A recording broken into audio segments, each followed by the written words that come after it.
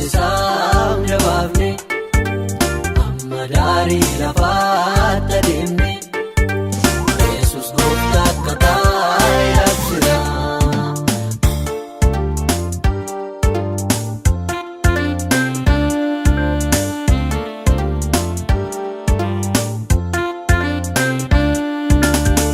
Qophoofne raaneerra dhiiga lallabuudhaaf wangeela naagaa garri kaamiyyuu nuun ittisu Waaqayyoo dagannuu geggeessu.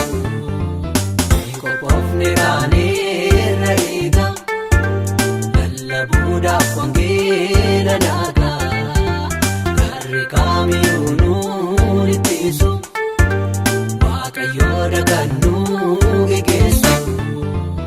Akee kana deemna mul'ata qabna akee kana deemna mul'ata qabna aarsaa barbaachisaa jabaafne amma daarii lafaatti adeemne Yesuus gooftaa akka taa'e labsina.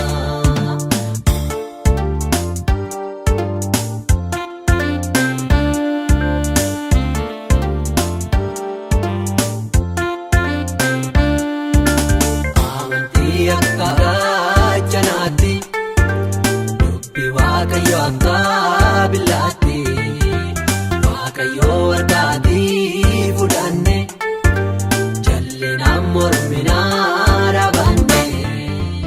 Amantii akka gaachanaatti dubbii Waaqayyoo akka billaatti Waaqayyoo harkaatii fudhanne jallinaan morminaa dhaabanne.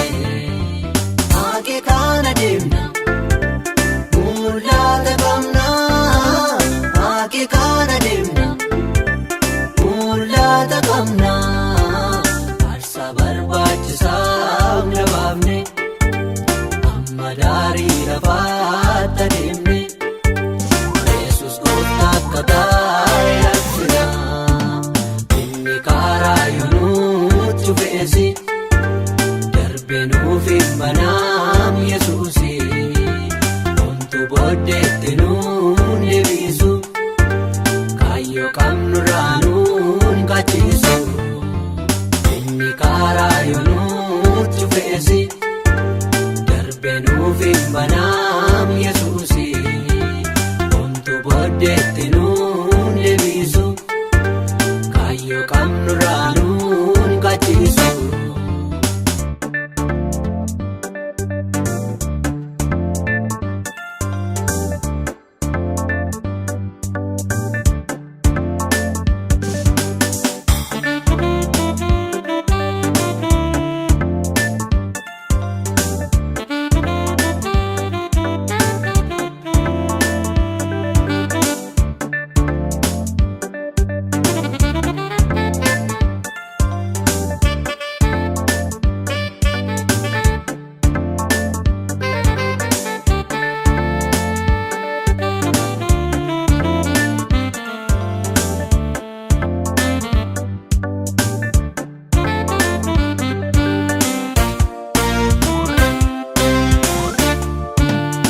Akee kana deemna mul'ata qabna akee kana deemna mul'ata qabna aarsaa barbaachisaa jabaafne amma daarii lafaatti adeemne Yesuus gooftaa akka taa'e